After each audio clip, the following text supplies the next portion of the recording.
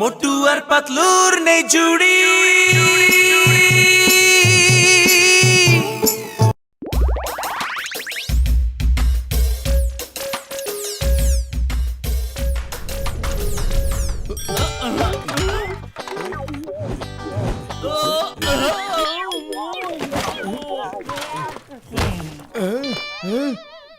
আরে পাতলু, তুমি তো আমাকে কখনোই বলনি যে তোমার দাদা একজন নামকরা পালোয়ান ছিল।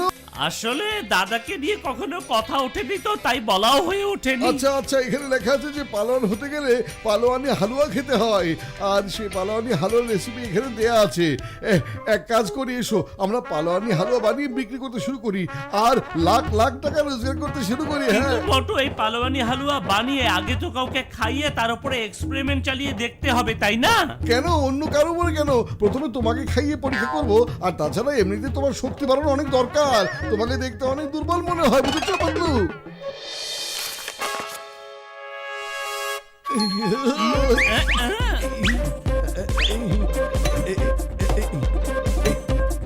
এই হলো গাজর।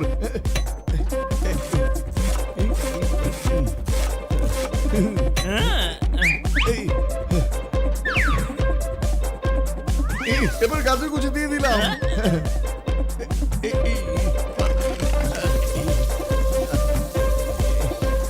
এবার তাহলে পাতলু তুমি রেডি হয়ে যাও একজন শক্তিশালী পালোয়ান হবার জন্য। নাও ওই পালোয়ানে হালুয়া খেয়ে নাও। এতগুলো পালোয়ানি হালুয়া খাবো, ভালো হতে গিয়ে আবার খারাপ হয়ে না যায়। আরে ভাই, আমি খুব ভালো করে পড়েছি, লেখা আছে যে হালুয়া বানাও আর খেয়ে ফেলো।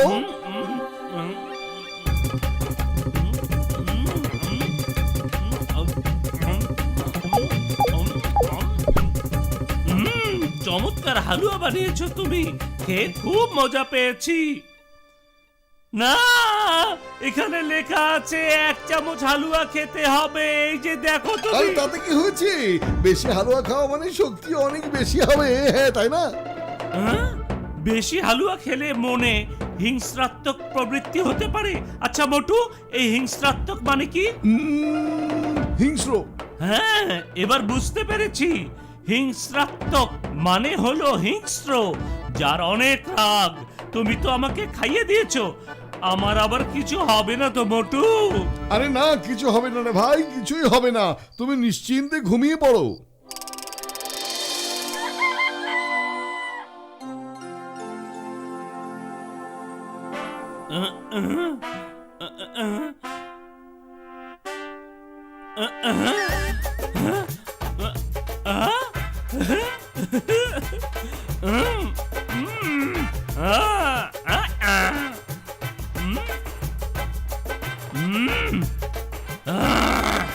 এই, ওঠো, সবসময় খালি খাওয়া আর ঘুমিয়ে থাকা।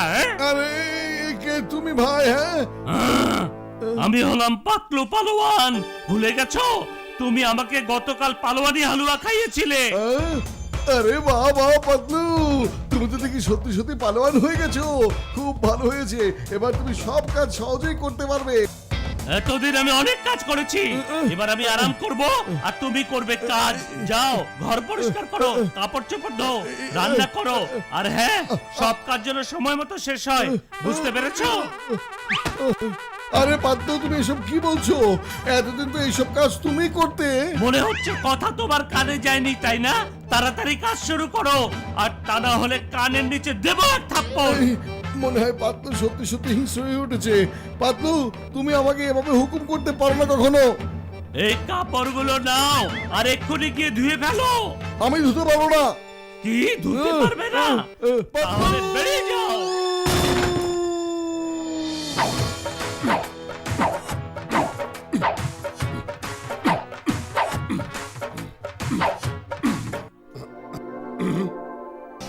মিয়া তুমি কেডা?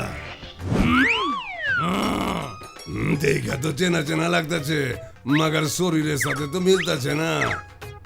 আমি হচ্ছি পাতলু পালোয়ান। পাতলু পালোয়ান? আরে তুমি আবার পালোয়ান হইলে কেমনে? পাতলু পালোয়ান কবে থেকে? ধরে নাও এখন থেকে। তুমি আমাকে অনেক অসম্মান করেছো এতদিন, এখন আর ফাজলামি করো না, তাহলে কিন্তু একটা মারো মাটিতে পড়বে আরে না। মিয়া, শরীরটা বানাইলে কেউ পালন হয়ে যায় না। এমন একটা ঘুষি মারুম যে পালোয়ানের ভূত লাভ দিয়া ঘাট থেকে নাইমা লড়াইবো মিয়া। তার মানে তুমি বলছো যে আমি পালোয়ান হতে পারবো না? তাহলে এই যে দেখো কিভাবে পালোয়ান হতে হয় আর কিভাবে পালোয়ানি করতে হয়। বেরিয়ে এসো। বাজান আমি নাইকা।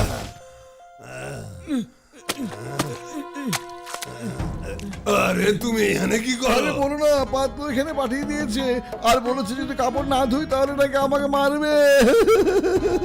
আরে পাতলু তো আমারে উপরে পাঠাইছে, তাড়াতাড়ি চুইংগাম স্যারকে ফোন লাগাও, জলদি করো। হ্যালো চিঙ্গম স্যার, পাতলু এখন পালোয়ান।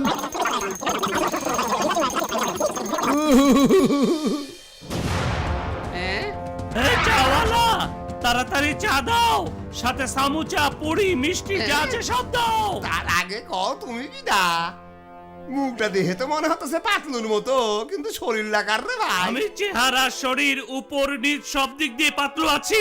এবার তাড়াতাড়ি সামুচা খেতে দাও। ওম, আরো দিয়ে আসো, আরো দিয়ে আসো, আরো। এ পাতলু, তুমি যে এত সমোসা খাই ফেললে, তোমার কাছে বিলের টাকা আছে তো নাকি? কি তোমার এত বড় সাহস, তুমি তোমার পুরনো বন্ধুর কাছে টাকা চাইছো? আরে আগে টাকা দাও, নাহলে আমার সমোসা ফিরে আয় দাও, বুঝছাও? এত বড় সাহস! এই পাতলু, তোমাকে অ্যারেস্ট করা হলো ফুরফুরি শহরে ধ্বংসাত্মক কাজের জন্য। তোমাকে অ্যারেস্ট করা হলো। একদম পালানোর চেষ্টা করবে না, পুলিশ তোমাকে চারিদিক থেকে ঘিরে ফেলেছে। চিঙ্গামের হাত থেকে বাঁচা অসম্ভব, একেবারে ইম্পসিবল।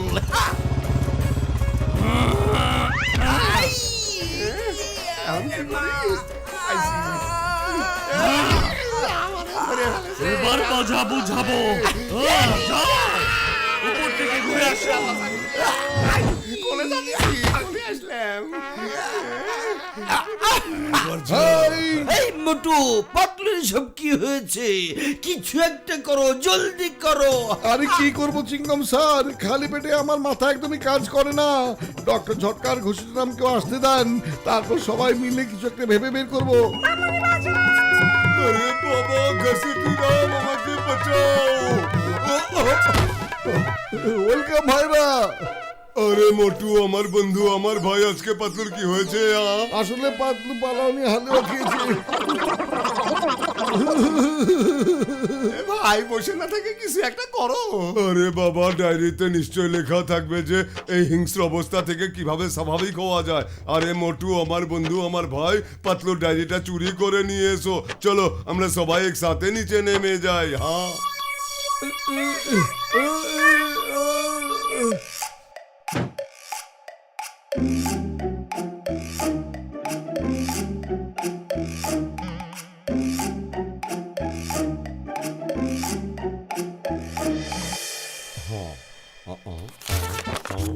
আরে ভাই, হিংস্র মানুষের সাথে যদি কেউ কুস্তি লড়ে তবে সে আবার স্বাভাবিক হয়ে যাবে রে বাবা।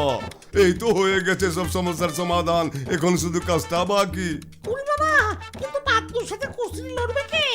বক্সার ভাই, আমাদের মধ্যে সবচেয়ে শক্তিশালী মানুষ হচ্ছে তুমি, তাই পাতলুর সাথে কুস্তি লড়বে তুমি। আমি লড়াই করো, আমি গেল্লা, ও তো তোমার বন্ধু মিয়া।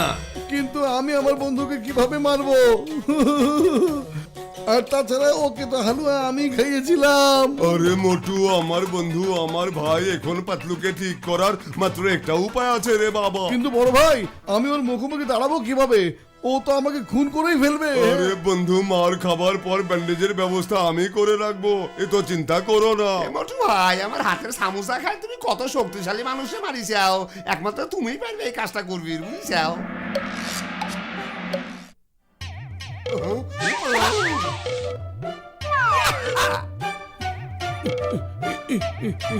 পাতলু, বাসায় চলো। তুমি কাপড়গুলো ধুয়েছো? কাপড় না, এখন ধোয়া হয়নি। এখনো ধোয়া হয় নাই?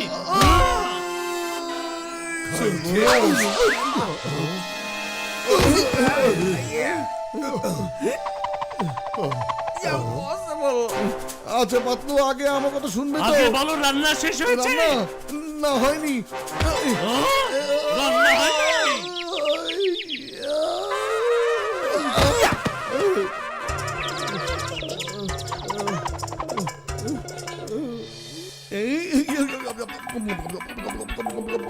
শোনো পাতলু, অনেক হয়েছে, এবার শোনো, এখন যা করবো সব তোমাকে ভালো করার জন্য করবো। আরে বন্ধু ঠিক হয়ে যাও না পাতলু, ঠিক হয়ে যাও। সরি বন্ধু, হ্যাঁ আমি সরি, হ্যাঁ আমি তোমাকে মারছি, কিন্তু কি করবো বলো, তোমাকে ঠিক করার জন্য একটা মাত্র উপায় আছে। পাতলু ঠিক হয়ে যাও, পাতলু ঠিক হয়ে যাও, বাবা ঠিক হয়ে যাও। আরে মোটু থামো থামো, আমি ভালো হয়ে গেছি, আর তুমি আমাকে কত হাসাবে। আরে বাবা, তুমি আশ্চর্য কাণ্ড ঘটিয়েছো। আমার জন্য সবাইকে অনেক কষ্ট করতে হয়েছে, আমি দুঃখিত, আই এম ভেরি সরি। না পাতলু, তোমার কোনো দোষ নেই, সব দোষ ওই ডায়েরিটার। ঠিক বলেছো, এখন না থাকবে বাঁশ আর না বাজবে বাঁশি। কিন্তু পাতলু আমাকে একটু বলো তো, ওই বাঁশিটা কে বাজাবে? হ্যাঁ